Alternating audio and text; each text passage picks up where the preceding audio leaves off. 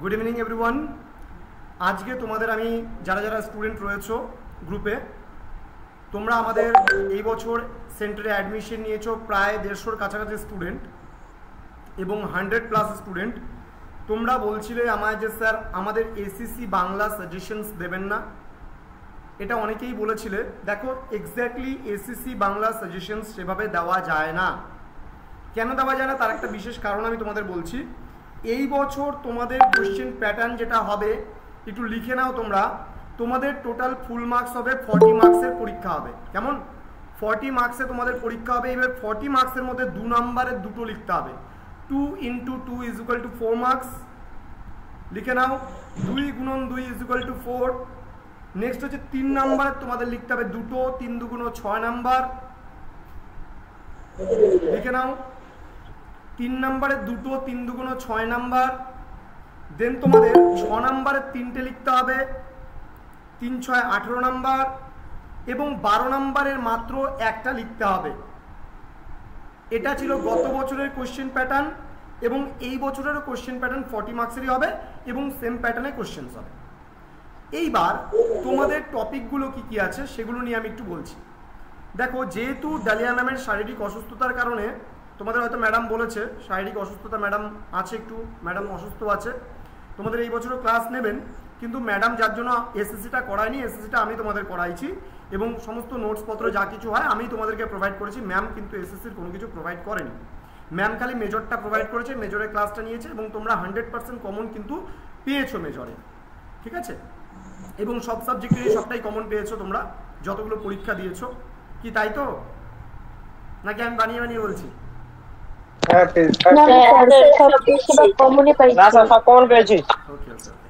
ঠিক আছে, সবগুলাই কমন আসছে। খুশি হলাম তোমাদের। এইভাবে সঙ্গে থাকবে, আশা করছি আরো কাজ তোমাদের জন্য করতে পারবো। তো যাই হোক, প্রথমে তো বলি যে তোমাদের সিলেবাসটা নিশ্চয়ই জানা আছে যে সিলেবাসে কি কি আছে। দেখো, সিলেবাসে দেখবে যে যেই জিনিসগুলো আছে, সবার প্রথমে আমি যদি প্রুফ সংশোধনের কথা বলি, প্রুফ সংশোধনের দেখবে একটা পিডিএফ দেওয়া আছে তোমাদের। হ্যাঁ, পিডিএফ দেওয়া আছে। এবারে এই প্রুফ সংশোধন থেকে 2-এর কি আসতে পারে, যেমন দেখো আমি যে 2 নম্বর পিডিএফ, দুটো পিডিএফ দিয়েছিলাম তোমাদের, একটা প্রথম পিডিএফ, একটা দ্বিতীয় পিডিএফ। দ্বিতীয় পিডিএফে দেওয়া আছে প্রুফ সংশোধন কাকে বলে বা প্রুফ কারেকশন কাকে বলে দেওয়া আছে। এটা 2 নম্বরের জন্য আসতে পারে। বলতে পারে প্রুফ সংশোধন করার সময় কোন কোন বিষয়গুলোর খেয়াল রাখতে হবে। এটা 6-এও আসতে পারে, 3-এও আসতে পারে, 2-এও আসতে পারে, যে কোনো দুটো খেয়ালের কথা বলতে পারে। বোঝা গেল? এবং প্রুফ সংশোধন থেকে তোমাকে যেই জিনিসটা সব থেকে বেশি গুরুত্বপূর্ণ সেটা হলো চিহ্নগুলোকে দেখে যাওয়া। আমি বারবার করে বলছি, চিহ্নগুলোকে দেখে যেতে হবে। মনে করো কোথাও যদি ক্লোজ আপ করতে হয় বা জুড়ে দিতে হয় কোনো প্যারাগ্রাফটাকে, তাহলে তুমি কোন চিহ্নটা ব্যবহার করবে। মনে করো কোথাও ফাঁক দিতে হবে, মনে করো দুটো ওয়ার্ড একসাথে হয়ে গেছে, সেপারেট করতে হবে, সেই জায়গাটা তুমি কি করে করবে। প্রথমত তোমাকে প্রুফ সংশোধনের ক্ষেত্রে যদি বড় প্রশ্ন দেয় বা 6-এর দেয় বা 3-এর দেয়, তাহলে কি হবে বলো তো? প্রুফ সংশোধনের ক্ষেত্রে একটা ছোট প্যারাগ্রাফ প্রথমে দিল, মনে করো 3-4 লাইন বা 5 লাইনের একটা প্যারাগ্রাফ দিল। এবার ওই প্যারাগ্রাফে প্রথম প্যারাগ্রাফটায় মনে করো ভুল দেওয়া থাকবে এবং তারপরে যে প্যারাগ্রাফটা দেওয়া থাকবে সেটা ঠিক দেওয়া থাকবে। না হলে হয়তো প্রথম প্যারাগ্রাফটা ঠিক দেওয়া থাকবে, পরের প্যারাগ্রাফটা তোমাকে বলে প্রুফ সংশোধন করতে, ওটা ভুল দেওয়া থাকবে। এবার প্রথমে ঠিকটা দেখে তোমাকে আগে ভুলটাকে ঠিকগুলো দাগায় নিতে হবে নিচে নিচে হালকা হালকা করে। এবং পরীক্ষার খাতায় যখন তুমি লিখবা তখন তোমাকে চিহ্নগুলো ব্যবহার করে তোমাকে কিন্তু লিখতে হবে। তার জন্য কি করতে হবে দেখবা, আমি বেশ কিছু প্রচুর উদাহরণ তোমাদের দিয়ে রেখেছি। প্রচুর 9 পেজের টোটাল পিডিএফ দিয়েছি এবং সেখানে প্রচুর তোমাকে প্রুফ সংশোধন করে দেওয়া হয়েছে। তোমরা যারা আমাদের কাছে পেইড ব্যাচে জয়েন হয়েছো তোমরা জানো প্রুফ সংশোধনের উপর আমরা ফুল পিডিএফ কিন্তু তোমাদের দিয়ে দিয়েছি। একদম কলেজ লেভেলের ভালো জায়গা থেকে করে কিন্তু দেওয়া হয়েছে এই প্রুফ সংশোধনের পার্টটা। ক্লিয়ার? এবার প্রুফ সংশোধন নিয়ে কারো যদি কোনো কোয়ারিজ থাকে, কোনো কিছু জিজ্ঞাসাবাদের থাকে, আমাকে করতে পারো তোমরা। এখান থেকে যদি ছোটতে আসে 2-এর, মনে করো দুটো চিহ্ন বা 3টে চিহ্ন দিয়ে দিল, তোমাকে বলবে যে এই চিহ্নটার ব্যবহার করা হয় কিসের ক্ষেত্রে। প্রিয়া, আমি শুনছি, একটু ওয়েট করো। প্রিয়া, আমি তোমার ইয়েটা নেব, কলটা নেব, একটু ওয়েট করো। তো মনে করো কোথাও জুড়ে দিতে হবে, তাহলে আমি কি করব। কোথাও মনে করো ফাঁকা করতে হবে, তাহলে আমি কি করব। এই সমস্ত জিনিসগুলো তোমাকে ভালোভাবে জানতে হবে। এবার বলো, তোমাদের প্রুফ সংশোধন নিয়ে যদি কারো কোনো বক্তব্য থেকে থাকে আমাকে প্রশ্ন করতে পারো। স্যার আপনি কি বললেন আমি কিছুই বুঝতে পারলাম না, মানে কোথায়, মানে প্রথমে যে লেখা থাকবে ওটা পরে ভুল থাকবে, তুমি ঠিক প্রুফ করতে লাগবে, সংশোধনের আমি আমরা যে বুঝলাম না পুরো জিনিসটা। পিডিএফটা দিয়েছিলাম সেটা তুমি দেখেছো? হ্যাঁ। এবার ওই প্রুফ সংশোধনের ক্ষেত্রে দেখবা যে প্রুফ সংশোধনের জন্য সাংকেতিক চিহ্নগুলো যেটা আছে বা প্রয়োজনীয় চিহ্নগুলো সেটা হুম দেখেছো? হুম। হ্যাঁ ওখানে দেখবে যে প্রথমে একটা উপরের দিকে যে মনে করো দুটো ব্র্যাকেট আমরা দেই না, পাশাপাশি দুটো ব্র্যাকেট। হ্যাঁ। এবার উপর নিচ করে যদি ব্র্যাকেটটা এরকম ধরনের মনে করো এরকম ধরনের ব্র্যাকেটটা থাকে, এরকম ধরনের আমি হুম হাত হুম। দিয়ে শেপ করেছি এরকম ধরনের যদি ব্র্যাকেটটা থাকে, তাহলে যেটা হবে তাহলে সেটা হচ্ছে কি বোঝাচ্ছে, জুড়ে দেওয়া বোঝাচ্ছে। এরকম ভাবে বাকি আচ্ছা জিনিসগুলো তোমাকে জানতে হবে, কোনটা জুড়ে দেওয়া, কোনটা ফাঁকা করা, কোনটা ফাঁকা কমানো, কোনটা মোটা হরফে ইউজ হবে, কোনটা সরু হরফে ইউজ হবে, কোনটা বাদ দেওয়ার ক্ষেত্রে ইউজ হবে, কোনটা ছোট হরফ হলে পরে ইউজ হবে, কোনটা বড় হরফ হলে পরে ইউজ হবে। এই সমস্ত বিষয়গুলো তোমাকে একটু কিন্তু দেখতে হবে। বোঝা গেল? আচ্ছা। যা প্রশ্ন আসবে এখান থেকেই আসবে, এর বাইরে কিচ্ছু আসবে না। মনে করো আমি সাজেশন দিলে কি দিতাম, বলতাম যে কোনো জিনিসকে প্যারাগ্রাফটাকে মানে একটা প্যারাগ্রাফ এক্সট্রা হয়ে গেছে, সেই প্যারাগ্রাফকে এক করতে গেলে কি করতে হবে, এটা তোমাকে জিজ্ঞেস করলো। এরকম টাইপের করে হয়তো দুটো প্রশ্ন বা তিনটে মানে প্রশ্ন দিয়ে তোমাকে হয়তো দিয়ে দিল। বড় ড্যাশ করতে গেলে কি করতে হবে, হাইফেন চিহ্ন বসাতে গেলে কি করতে হবে, এরকম ধরনের চিহ্নগুলো তোমাকে জানতে হবে যে চিহ্নগুলোর ইউজ কি করে হচ্ছে। এটা তোমাকে সম্পূর্ণ প্র্যাকটিসের উপরে, এটা প্র্যাকটিস ছাড়া কিন্তু হবে না। বোঝা গেল? হ্যাঁ স্যার। বলো আর কারো কিছু বক্তব্য? যে প্রুফ সংশোধন নিয়ে আমি বলছি, তারপরে বাকিগুলোতে আসছি। প্রুফ সংশোধন নিয়ে কারো কোনো বক্তব্য আছে? স্যার। বলো মৃন্ময়। স্যার। বলো বলো। স্যার বলছিলাম কি স্যার, কোশ্চেন পেপারে যে প্রুফ সংশোধনটা দেওয়া থাকবে, হ্যাঁ, তো ওখানে যে মানে প্রথম থাকবে, তো মানে ধরুন যে প্রথম লাইনে ওই পেজের মধ্যে ধরুন প্রথম লাইনটা আটলো না, ওটা কি দ্বিতীয় লাইনে নেওয়া যাবে তখন? করতে পারবা তুমি, অসুবিধা নেই, অসুবিধা নেই। তবে কি বলতো, কবিতার লাইন ওইটাই আর কি। তোমাদের মেবি দিতে পারে, কবিতার লাইন বা ছোট ছোটই থাকে, বেশি বড় থাকে না, তুমি লিখতে পারবে খাতার মধ্যে, অসুবিধা নেই। আর দুপাশে জায়গা কিন্তু অবশ্যই রাখবে। দুপাশে যদি জায়গা না থাকে মানে সংশোধনটা করতে পারবে না কিন্তু। হ্যাঁ সংশোধন করার ক্ষেত্রে দুপাশে কিন্তু জায়গা অবশ্যই রাখবে, এটা মাথায় রাখবে। মাঝখান দিকে প্যারাগ্রাফটা লিখবে, তারপরে দুপাশে জায়গাটা রাখতে হবে। কারণ এই পাশ মনে করো তোমার, মনে করো সাপোজ মনে করো এটা একটা লাইন আছে, এবার এই লাইন থেকে এখানে ক্রস করে মনে করো এই পাশে যে প্রুফ সংশোধনটা করবে সেটা এই পাশে কারেকশন করবে, এই পাশে যেটা প্রুফ সংশোধন করবে সেটা এই পাশে কারেকশন করবে। বোঝা গেল ব্যাপারটা? এটার এক্স্যাক্টলি যদি বলো যে স্যার এক্স্যাক্টলি সাজেশন কেউ দিতে পারবে না, এটা কারো ক্ষমতা নেই দেওয়ার। তো যার জন্য এই সাজেশন করে না চিল্লিয়ে, সুতরাং এই জায়গাটা কিন্তু একটু দেখতে হবে তোমাদের, না হলে পরীক্ষায় অ্যান্সার করতে পারবে না, অ্যাটেন্ড করতে পারবে না। রাত পড়ে আছে 9টা, মানে এখন বাজে 8:15 বা 8:16, মেবি 8:16। তো এই সময় থেকে শুরু করে আমি 8 ঘন্টার ক্লাস বলেছি। এই 8 ঘন্টার ক্লাসে আমি যা কিছু করাবো বা যা কিছু বোঝাবো, তোমরা রাত্রে 9টা থেকে শুরু করে 12টা অবধি পড়ো, বিন্দাস ঘুমিয়ে পড়ো, সকালবেলা 7টায় ঘুম থেকে উঠে একটু রিভাইজ মারো, পরীক্ষা দিতে চলে যাও। দেখবা কোনো টেনশনই নেই এই পেপারটাতে, একদম আরামসে বিন্দাস পরীক্ষা দিতে যাও। ভাববে সব কিছু করে আসবো, পুরো ফুল অ্যান্সার করে আসবো। আমার স্টুডেন্টদের কখনোই আমি চিন্তা করতে দেই না, যার জন্য প্রত্যেকটা আমাদের সেন্টারে অ্যাডমিশন না, প্রত্যেকটা স্টুডেন্টদের লোড কমানোর জন্য আমরা সবসময় আছি।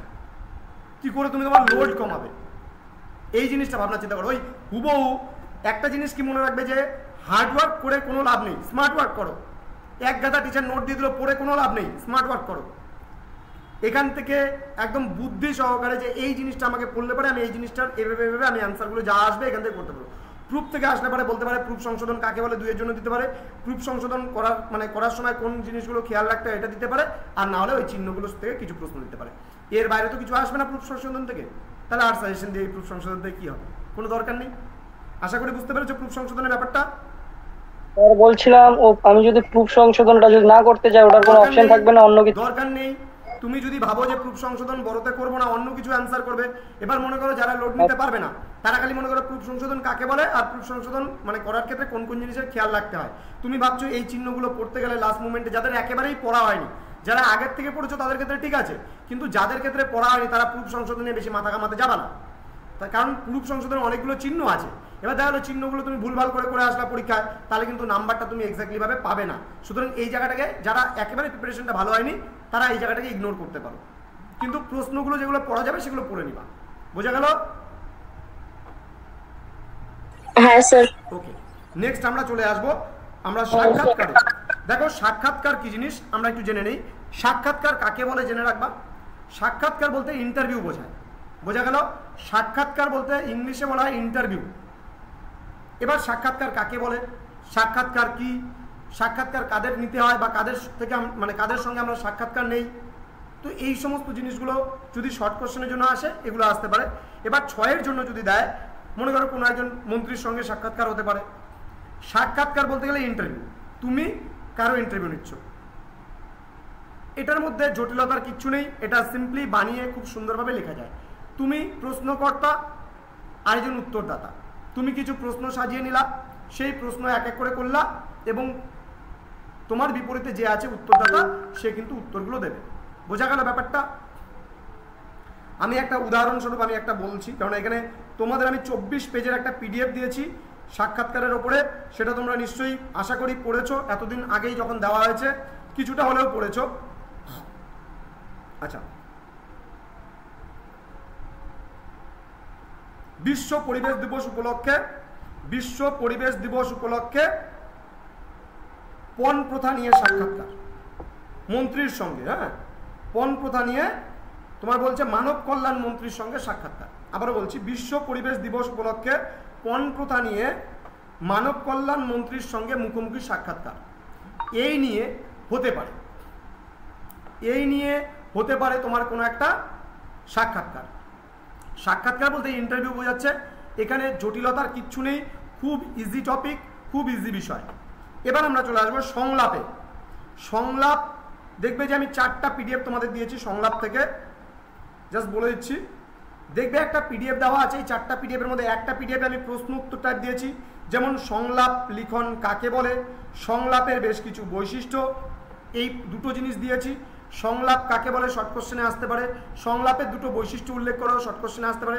সংলাপ কি জিনিস, সাপোজ মনে করো তোমরা ক্লাস 10এই পড়ে এসছো, ক্লাস 10-এর বাংলা মানে বই যদি দেখো দেখবে একদম শেষের দিকে দ্রব্যমূল্য বৃদ্ধি নিয়ে সাক্ষাৎকার আছে, আসন্ন পরীক্ষাকে সামনে রেখে দুই বন্ধুর মধ্যে মানে সাক্ষাৎকার আছে, পুজোর ছুটিতে দুই বন্ধুতে দেখা, পুজোর পরিকল্পনা নিয়ে দুই বন্ধুর মধ্যে মানে সাক্ষাৎকার আছে, সংলাপ আছে।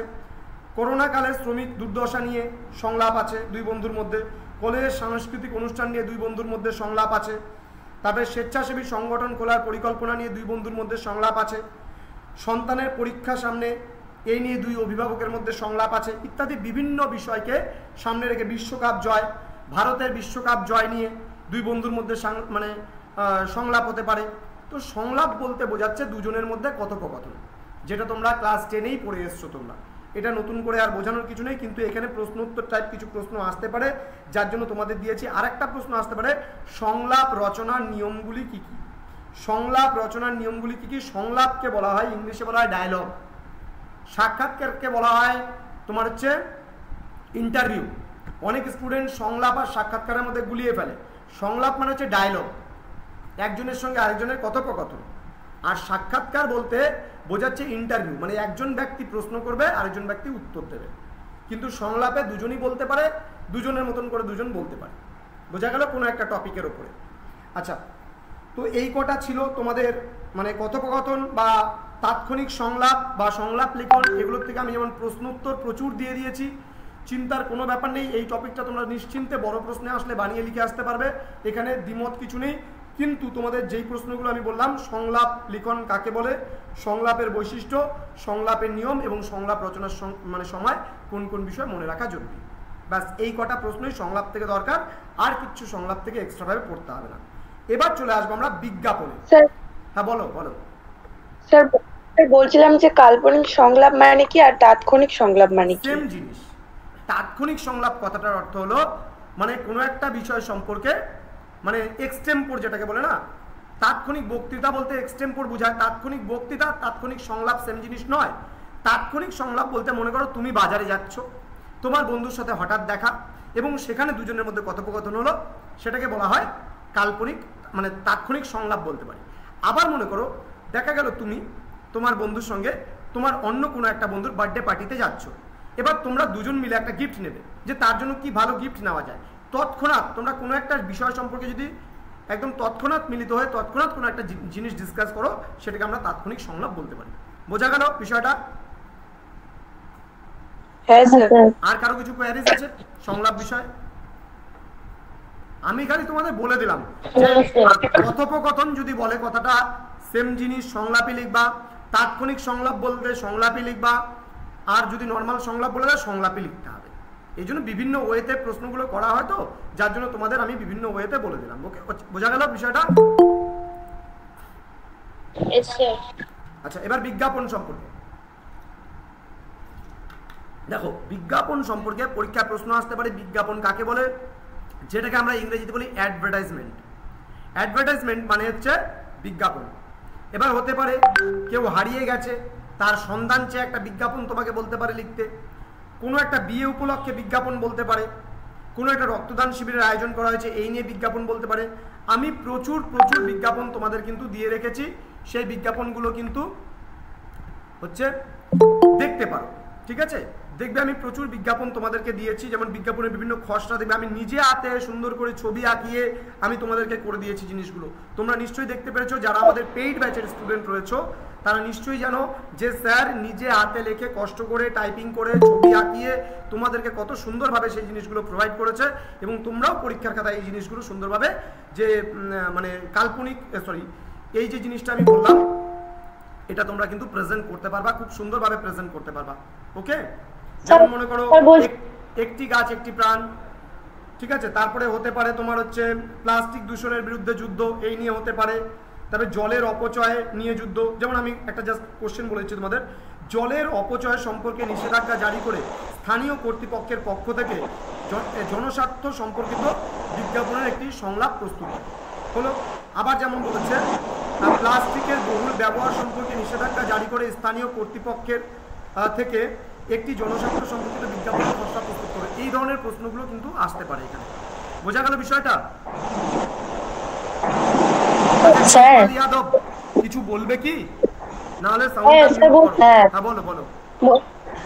বলছিলাম বিজ্ঞাপনের ছবি আঁকতে হবে, ওটা পেন্সিল দিয়ে আঁকবো, আর হচ্ছে ওটা কি কালারও করতে হবে? পেন্সিল পেন ইউজ করে তুমি আঁকতে পারো, বিভিন্ন কালারফুল ওয়েতে আঁকতে পারো, মানে পেন বা পেন্সিল যে কিছু ইউজ করতে পারবো। যদি তোমার সময় আর কালার করতে তবেই তুমি আঁকানোর দিকে যাবে বিজ্ঞাপনের খসড়ার ক্ষেত্রে, আর যদি তোমার সময় না থাকে তাহলে আঁকানোর দিকে যাবে না, মূল লেখাটার দিকে অবশ্যই যাবে। আঁকলে পরে তুমি নাম্বার দেবে না, কিন্তু লিখলে পরে নাম্বার দেবে, এটা মাথায় রাখবা। আঁকাটা জাস্ট আঁকলে কি বলো, কি বলছিলে? আঁকলে কি কালারও করতে হবে? না না না, তুমি না করলেও কোনো ব্যাপার না, অসুবিধা নেই। আচ্ছা ঠিক আছে। আচ্ছা, তোমরা একটা নিশ্চয়ই মুভি দেখেছিলে, লাপাতা লেডিস মুভি, কেউ দেখেছো এখানে? লাপাতা লেডিস? হ্যাঁ স্যার, লাপাতা লেডিস মুভিতে দেখেছো মেয়েটা যে হারিয়ে যায়, সেখানে যে বিজ্ঞাপনটা করা হয় মেয়েটার একটা ছবি দিয়ে তারপরে বিজ্ঞাপন দেয়।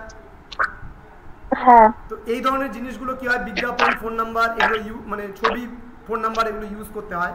একটু বিষয়বস্তু সম্পর্কে জানালে পরে ভালো হয় বিজ্ঞাপনটা, আর কি তার সার্থকতা আসে। আচ্ছা, রেশমিনা বেগম কিছু একটা বলছিলে, রেশমিনা বলো।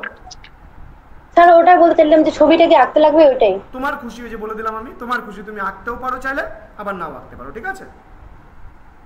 স্যার কেউ একজন মেসেজ করছে গ্রুপে, ক্লাসে জয়েন্ট হতে পারছে না। জয়েন হতে পারছে না, কোনো ব্যাপার না। আমার এটা ক্লাস রেকর্ডেড ভার্সনে হচ্ছে, আমি জানি অনেক স্টুডেন্ট আগে পরে করে জয়েন করবে, যার জন্য আমি ক্লাসটা পুরোটাই রেকর্ড করে নিচ্ছি, সে পরে রেকর্ডেড ভিডিওটা দেখে নেবে, অসুবিধার কিছু নেই, ঠিক আছে? আমি জানি এটা হবে, বলছিলাম আজকে লাস্ট ক্লাস তো, যেহেতু বাংলার সাজেশন দেইনি, আমি জানি এটা হতে পারে, যার জন্য আমি ক্লাসটা রেকর্ড করে নিচ্ছি। ক্লাসটা শেষ হলে পরে তারা দেখে নেবে প্রথম থেকে ক্লাসটা। হ্যাঁ, সচিন সিংহ কিছু একটা বলছিলে, বলো। স্যার বলছিলাম শংসাপত্রের কি কোনো প্রশ্ন আসবে? আমি বলছি তোমাদের সব বলে দেবো, সব বলে দেবো, আমি এক এক করে আগাচ্ছি। বিজ্ঞাপনের খসড়া হলো, বিজ্ঞাপন কাকে বলে পড়তে হবে, বিজ্ঞাপনের খসড়া রচনার ক্ষেত্রে কোন কোন জিনিসগুলো মানে মধ্যনজর রাখতে হবে, বিজ্ঞাপন থেকে খুব একটা বেশি। আচ্ছা, আমি তোমাদেরকে না আর একটা ছোট প্রশ্নের উপর আমি একটা পিডিএফ এখনই আপলোড করে দিচ্ছি, ক্লাসটা শেষ হলে পরে। ক্লাস তুমি জাস্ট ছোট কোশ্চেনের উপর, আমার কাছে আছে কিছু বিজ্ঞাপনের উপরে কিছু ছোট প্রশ্ন, আমি তোমাদেরকে দিয়ে দিচ্ছি। 2 এর প্রশ্ন 3 এর প্রশ্নের মধ্যে ওগুলো হয়ে যাবে, একটু জাস্ট একবার করে দেখে নেবে, খুব সহজ ভাবে। অ্যাডভার্টাইজমেন্ট, বিজ্ঞাপন মানে অ্যাডভার্টাইজমেন্ট, এটা তোমরা ছোটবেলা থেকে দেখতে দেখতে বড় হয়েছে অ্যাডভার্টাইজমেন্ট, এটার বিষয়ে আরামসে লেখা যাবে। জিনিসগুলো 1-2 রিডিং পড়ে নেবে, দেখবে পরীক্ষা বিন্দাস হয়ে গেছে, ভয় পাবে না। আমার কথা হলো, মোট কথা হলো ভয় পাবে না, বিন্দাস পরীক্ষা দেবে। আচ্ছা, নেক্সট চলে আসে শংসাপত্র। দেখবে তোমাদের শংসাপত্র আমি রিসেন্ট কিছুদিন আগেই দিলাম, এটা মোটামুটি মাসখানিক আগে হয়তো দিয়েছি তোমাদের, এটা সবার লাস্টে দিয়েছি। শংসাপত্রকে বাংলায় বলা হয়, ইংলিশে বলা হয় সার্টিফিকেট। দেখবে তোমরা কম্পিউটার কোর্স করেছো, তার জন্য একটা সার্টিফিকেট পেয়েছো। বিভিন্ন ক্ষেত্রে তোমরা মাধ্যমিক উচ্চ মাধ্যমিক পরীক্ষা দিয়েছো, তার সার্টিফিকেট পেয়েছো। তোমরা ম্যারাথন দৌড়ের সার্টিফিকেট পেয়েছো, অনেক সার্টিফিকেট কিন্তু মানে প্রোভাইড করা হয়েছে বা অনেক সার্টিফিকেট তোমাদের কাছে আছে। তো বাংলায় সার্টিফিকেট বা শংসাপত্র কি করে লিখতে হয় বা কি করে রচনা করতে হয় সেটা সম্পর্কে আমি তোমাদের অলরেডি ভিডিও ক্লাস করে দিয়েছি। দেখো শংসাপত্র কাকে বলে 2 নম্বরের জন্য আসতে পারে। শংসাপত্র কয় ধরনের হয় ও কি কি, যেমন শংসাপত্র শিক্ষাগত শংসাপত্র হতে পারে, প্রশিক্ষণ শংসাপত্র হতে পারে, পেশাগত শংসাপত্র হতে পারে, অর্জন শংসাপত্র হতে পারে। এই সমস্ত বিষয়গুলো কিন্তু তোমার শংসাপত্রের মধ্যে পড়বে। 4 ধরনের শংসাপত্র মূলত হয়। এবার এই শংসাপত্র কি করে লিখতে হয় তার একটা নমুনা আমি তোমাদের দিয়েছি। যে কোনো শংসাপত্র আসুক না কেন তুমি এটাকে ইউজ করতে পারবে। যেমন একটি সাধারণ শংসাপত্রের নমুনা বা শিক্ষা প্রতিষ্ঠান বা প্রশিক্ষণ কেন্দ্র থেকে প্রদান করা শংসাপত্রের নমুনা লিপিবদ্ধ করো। বা তুমি মাধ্যমিকের সার্টিফিকেটটা বের করে, মাধ্যমিকের যে সার্টিফিকেট বলছি কিন্তু আমি, সার্টিফিকেটটা বের করে তুমি ওটাকে বাংলায় গুগল থেকে ট্রান্সলেট করে একবার দেখে নিতে পারো যে মাধ্যমিকের সার্টিফিকেটটা কীভাবে প্রোভাইড করা হয়েছে। সেই বিষয় নিয়ে কিন্তু আমরা একটা সার্টিফিকেট তোমাদেরকে লিখে দিয়েছি, কেমন ধরনের সার্টিফিকেট লিখতে হবে পরীক্ষা আসলে তার নমুনা বা ডেমো আমরা দিয়ে রেখেছি। সেখান থেকে তুমি আরামসে লিখতে পারবে, তোমার চিন্তার কোনো ব্যাপার নেই।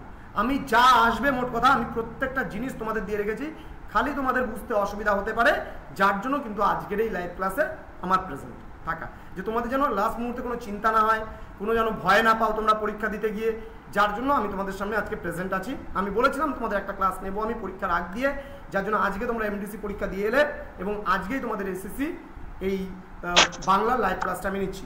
আর লাস্ট একটা টপিক আমি আলোচনা করে তারপর তোমাদের বক্তব্য যদি কিছু থাকে আমি সেটা শুনবো এবং তোমাদের কিছু কথা বলবো, তারপরে তোমাদের আজকে ক্লাসটা আমি শেষ করবো। ওকে, তারপর তোমরা পড়তে বসে যাবে, যে যার মতো স্ন্যাক্স খেয়ে তোমরা কিন্তু আরামসে 9টা থেকে 12টা অবধি আরামসে পড়তে পারো। আর কেউ কিন্তু স্ন্যাক্স করো, হালকা খাবার খাও, ভারী খাবার খাবে না এখন ভাত, তার কারণ ভারী খাবার খেলে পারে ঘুম পাবে, সুতরাং পড়তে পারবে না। 3 ঘন্টা আরামসে পড়ো, যা পড়া আছে 3 ঘন্টা আরামসে কমপ্লিট করে কালকে পরীক্ষায় দিয়ে পারবে, গ্যারান্টি আছে এই টপিকগুলো। আচ্ছা, এবার বিতর্ক সভায় বক্তব্য, এই টপিকটা তোমাদের কিন্তু যেমন বিতর্ক সভায় বক্তব্য যদি বলো, যেমন এই ধরনের মানে বিতর্ক সভায় বক্তব্য রাখতে গেলে কোন কোন বিষয়ে খেয়াল রাখা জরুরি দুটো পড়ে নিবা। আর বড় প্রশ্নের জন্য তোমরা অবশ্যই এই জায়গাটাকে একটু ফলো করতে পারো 6 বা 12-র জন্য। এটা কি পক্ষে বিপক্ষে যুক্তির মতো। মনে করো সমাজে নারীরা 2য় শ্রেণীর নাগরিক, এই নিয়ে বলছে, তুমি বলতে পারো না সমাজে নারীরা 1ম শ্রেণীর নাগরিক হিসাবে থাকতে পারে, কেননা অনেক নারীরা আছে এখন বর্তমানে আকাশ ছুঁয়েছে, অনেক ভালো কিছু করছে, তারা কি আনছে, তাহলে তারাও সোসাইটির ফ্রন্ট লাইনে এসে কাজ করতে পারে। আজকে আমাদের প্রেসিডেন্ট আছে দ্রৌপদী মুর্মু, তিনি একজন নারী, তিনি ফ্রন্ট লাইনে কাজ করছে। অনেক নেত্রী আছে, নির্মলা সীতারামন ছিল অর্থমন্ত্রী, তো তিনি মানে করছেন ফ্রন্ট লাইনে এসে কাজ, অনেক নারীরা আছে ফ্রন্ট লাইনে এসে কাজ করছে। তো বিতর্ক বলতে গেলে কি হচ্ছে, পক্ষে যদি যুক্তি দেয় তোমাকে বিপক্ষে আলোচনা করতে হবে, যদি বিপক্ষে আলোচনা করা থাকে তোমাকে পক্ষে আলোচনা করতে হবে। আমি তার একটা পিডিএফ দিয়ে রেখেছি, তোমরা সেই পিডিএফটা মোটামুটি 10 পেজের আছে, তোমরা আরামসে 1-2টো দেখে যাবে, বেশি দেখার দরকার নেই, কারণ হুবহু কমন এগুলো থেকে পাওয়া যায় না, পরীক্ষায় বানিয়ে লিখতে হবে। সবাই একটা জিনিস মনে রাখবা, তোমার 40-এ যদি এসএসসি পরীক্ষাটা হয় 40-এর অ্যান্সারই করে আসবে, তাহলে এই সাবজেক্টে কখনোই ব্যাক পাবে না, এটা মাথার মধ্যে রাখবে। যে আমি ফুল অ্যান্সার করে আসবো, তারপরে কি হবে দেখা যাবে, আমি পুরো ফুল অ্যান্সার লিখে আসবো, আমার মধ্যে সেই ক্ষমতা আছে, yes I can do it, then you will do. যখন তুমি ভাববে আমি এটা করতে পারবো, আমি 40 অ্যান্সার করে আসতে পারবো, তবেই তুমি 40 অ্যান্সার করে আসতে পারবে। আর তুমি যদি ভাববে আমার সময় নেই, আমি তো এটা ভালো মতো লিখতে পারবো না, কি হয়েছে, একটা জিনিস একটু খারাপ হবে লিখে, বাট পুরো ফুল অ্যান্সার কিন্তু করে আসবে, এটা আমি বলে দিচ্ছি। এবার বলো তোমাদের কোনো বক্তব্য থাকলে, তারপর আমি আমার বক্তব্য রেখে শেষ করবো। স্যার আপনি কোশ্চেন বলুন তো। হ্যাঁ, কোশ্চেন প্যাটার্নটা, কোশ্চেন প্যাটার্নটা 2-এর আসবে, 3-এর আসবে, 5-এর আসবে, 10-এর আসবে মনে হয় বললাম। 1 মিনিট দাঁড়াও, আমি দেখে নিচ্ছি, 1 মিনিট দাঁড়াও। হ্যাঁ, 12-র আসবে একটা। হ্যাঁ, ওই তো আমি একটু দাঁড়াও, আমি দেখে নিচ্ছি, বলে দিচ্ছি। 2-এর আসবে, 3-এর আসবে, 6-এর আসবে, 12-র আসবে। 2, 3, 6, 12। স্যার 12-র কোশ্চেন কোথা থেকে আসবে মানে যাচ্ছে না, বলতে যাচ্ছি, মানে বলা আছে স্যার বলছিলাম যে 12-র যে সাক্ষাৎকারও আসতে পারে, তোমার হচ্ছে প্রুফ আসবে না, প্রুফটা তোমার হচ্ছে ওই 6-এ 3-এ এরকম ভাবে দেবে হয়তো, বা 2-এ দেবে, কিন্তু তোমাদের মেইনলি 3টা জায়গা থেকে আসার সম্ভাবনা রয়েছে। বড় প্রশ্ন বা 12 নম্বরের প্রশ্ন, সেটা হলো 1 হতে পারে সাক্ষাৎকার থেকে আসতে পারে, 1 হতে পারে সংলাপ থেকে আসতে পারে, আর না হলে বিতর্ক সভার বক্তব্য রচনার থেকে আসতে পারে, বিজ্ঞাপন থেকে মেবি 6। আচ্ছা স্যার 12 নম্বরের কোশ্চেন আসলে এগুলো কত পেজে লিখতে হবে? পেজ সিস্টেম তো ওরকম কিছু নেই না বাবা, মোটামুটি ধরো 3 পেজের মতো লিখবা। যদি সংলাপ আসে একটু বড় বড় করে লিখতে পারো, সাক্ষাৎকার আসলে একটু বড় করে লিখতে পারো, বিতর্ক সভার বক্তব্য আসলে একটু বানিয়ে বড় করে লিখতে পারো, অসুবিধার কিছু নেই। বড় যেটাই আসুক একটা লিখতে হয় তো, বানিয়ে আরামসে লিখতে পারবা। তোমার দুটো টপিক থাকবে, দুটোর মধ্যে যেটা সুইটেবল হবে তুমি সেটা লিখবে। বুঝা গেল? স্যার 12 নম্বর কোশ্চেনের ক্ষেত্রে কাটা কাটা কোশ্চেন আসবে। বুঝলাম না। 12 নম্বর কোশ্চেনের ক্ষেত্রে কাটা কাটা কোশ্চেন আসবে। না না না, একটাই সিঙ্গেল কোশ্চেন আসবে, সিঙ্গেল। স্যার বলছিলাম কি যে নিজ ভাষায় লেখা যাবে, মানে যেরকম সাধু ভাষা থাকে অনেক সময় নিজ ভাষায় লিখতে পারে নাম্বার ওঠে না। না না না, ওরকম কোনো ব্যাপার নেই, তুমি তোমার ভাষা ইউজ করতে পারো, নিজের ভাষায় লিখতে পারো, কিন্তু বানানের দিকে একটু নজর দেবে, বানানগুলো যেন ভুলভাল না হয়। বাংলা তো, যেহেতু তোমরা সাহিত্য নিয়ে পড়াশোনা করছো, সাহিত্যের ক্ষেত্রে বানানটা খুব ম্যাটার করবে, এই জায়গাটা একটু ধ্যান রাখবে। আচ্ছা, এবার তোমাদেরকে আমি কথা বলি, যেহেতু আমার এই সেমিস্টারে তোমাদের সঙ্গে আর দেখা হচ্ছে না, আজকে তোমাদের লাস্ট ক্লাস, প্রত্যেককে বলছি অল দি বেস্ট, পরীক্ষাটা ভালোভাবে দেবে। আর পরবর্তী সেমিস্টারের ক্লাস আমাদের শুরু হবে 25 তারিখ থেকে, অ্যাডমিশন শুরু হবে পরবর্তী সেমিস্টারের জন্য। এবার তোমাদের কোর্স ফি করা হয়েছে 1199 টাকা, মাত্র 200 টাকা বাড়ানো হয়েছে। তার বিশেষ কারণ আছে একটা, মেজরের জন্য এই বছর তোমাদের 3টা পেপার থাকবে, আগে ছিল একটা পেপার, এবার মেজরের হয়ে যাবে 3টা পেপার। মানে অনার্সের হিসাব মতো, মানে আগে যেটা একটা পেপার ছিল বাংলা মেজরের দিতে, এবার কিন্তু বাংলা মেজরের ক্ষেত্রে 3টা পেপার হয়ে যাবে। যার জন্য আমাদের কথা ছিল যে আমরা এবার 1499 মানে 1500 করব, কিন্তু সেটা করিনি। অনেক স্টুডেন্টের কথা চিন্তা ভাবনা করলাম, যেহেতু আমাদের নর্থ বেঙ্গল ইউনিভার্সিটির আন্ডারে বিভিন্ন কলেজের ছাত্রছাত্রীরা মধ্যবিত্ত বা নিম্নবিত্ত পরিবার থেকে বেশিরভাগ ছাত্রছাত্রীরা বিলং করে, যার জন্য তোমাদের কথা চিন্তা ভাবনা করে এবং আমাদেরও যেন একটু মানে, কারণ টিচারদেরও তো একটু বেতনটা বাড়াতে হবে, কারণ টিচাররা তোমাকে সারা বছর পড়াবেন। তোমরা নিজেরাই চিন্তা করো, যদি অফলাইনে তোমরা পড়তে যেতে থাকো, তো কোনো টিচারের কাছে সেখানে যাইতা, নোট লিখতা, মাসে কিন্তু 1000 থেকে 1200 টাকা তারা চার্জেস করেন, কিন্তু আমরা পুরো 6 মাসের যে কোর্স আছে, সেই 6 মাসের কোর্সের জন্য আমরা 1200 টাকা পুরো চার্জেস করছি এই বছরটা। সুতরাং তোমরা যারা অ্যাডমিশন নেওয়ার, অ্যাডমিশনটা নিয়ে নেবে খুব তাড়াতাড়ি। তার কারণ আমরা যেটা ভাবছি যে যারা মনে করো প্রথম মাসে আমরা সুযোগ দেবো স্টুডেন্টদেরকে যে 1199 মধ্যে অ্যাডমিশনটা নেওয়ার, কিন্তু যারা এই প্রথম মাসের মধ্যে অ্যাডমিশন নেবে না, আমরা দ্বিতীয় মাস থেকে এটাকে 1500 করে দেবো, মানে 1499 করে দেবো কোর্স ফিটাকে। ঠিক আছে? আচ্ছা, সচিন বলছিল কিভাবে আসবে, আমি অলরেডি ভিডিওতে ডিসকাস করে দিয়েছি, আলোচনা করে দিয়েছি, তুমি ভিডিওটা আবার প্রথম থেকে প্লে করে দেখে নিবে। ওকে, সবাইকে all the best, thank you সবাইকে, গুড নাইট, ভালো থেকো, প্রত্যেকে পরীক্ষা ভালোভাবে দেবে। চলো, thank you sir. Thank you sir.